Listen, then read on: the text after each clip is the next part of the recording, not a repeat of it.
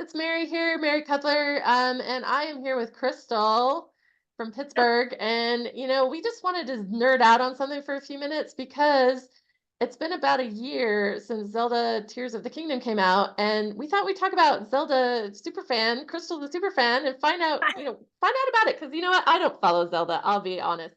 I have no idea.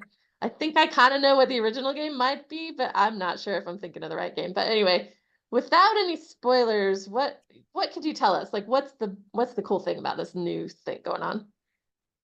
So I was really excited when the first Switch Zelda game came out. So Breath of the Wild originally came out, and it was just such a fascinating, concept, open world, really, really in alignment with the Zelda franchise and with all of the things that make Zelda great, which include, the role playing and the building up and the ability to navigate things. And so what's really fascinating is, Tears of the Kingdom basically multiplied and expanded upon not only what you can expand. So, and again, we could talk about the old games for centuries. I'm a big dork for Zelda, big nerd for Zelda.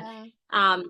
But the most recent two games have a lot of parallels, and yet the Tears of the Kingdom really almost like shoots Breath of the Wild out of the water. It's got triple the size of like of what you're going to explore.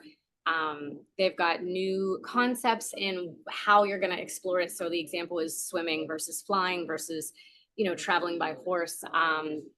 Some of the mini games or some of the tiny things that you can go off in side quest, include even just cooking or fishing. And that's still something that you saw in Breath of the Wild and was really, really beautiful about that game. And so at this point, Tears of the Kingdom really, again, stepped it up. I'd say like a million notches by almost expanding into a Minecraft world where you can actually build and create some of the things that you travel with, some of the machines that help you fight.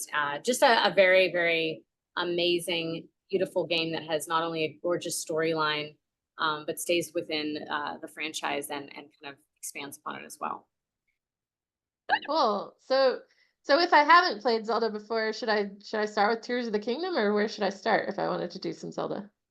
Well, I think what's beautiful about Zelda is I think that as a 42-year-old woman, I've been playing it since I was a child, and I think every single one of the games has the capability of starting off anywhere. Like you could play, and there's playability, and there's a 5-year-old could jump in and they could have some fun in the game. And then there's the other levels where if you're a little bit more advanced, so I'll be candid, I'm still, in my opinion, a very novice player. I have two beautiful children that have already beat tons of extra side quests, and they've gone through tons more of the mythology or the meat and potatoes.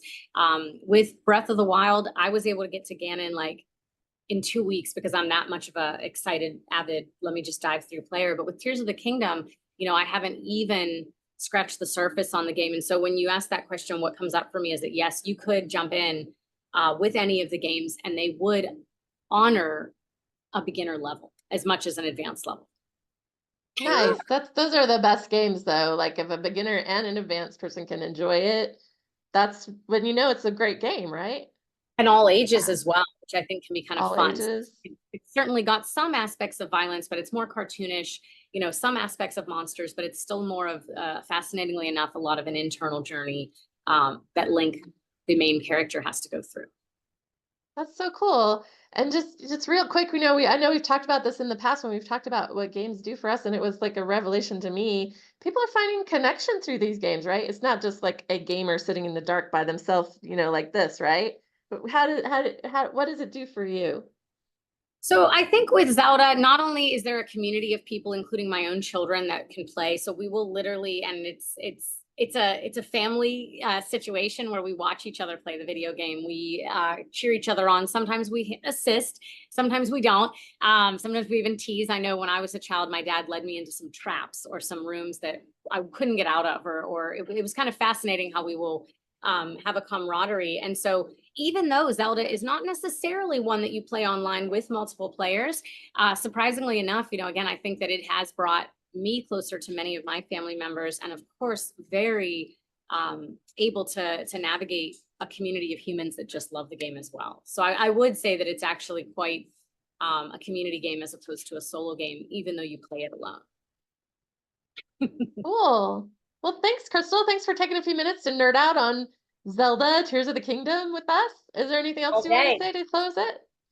I would say that if you haven't experienced Zelda and you have any opportunity, whether it is on a Switch, whether it's on a Game Boy, whether it's on an old school, they have very low cost Super Nintendos where you can get Link to the Past and you can play all the games for like nothing. I would say if you haven't experienced it, definitely check it out. It's worth problem solving, fun, and just a good time. Awesome. Thank you, super fan Crystal and professional cuddler. Woohoo! Thank Good. you. See ya.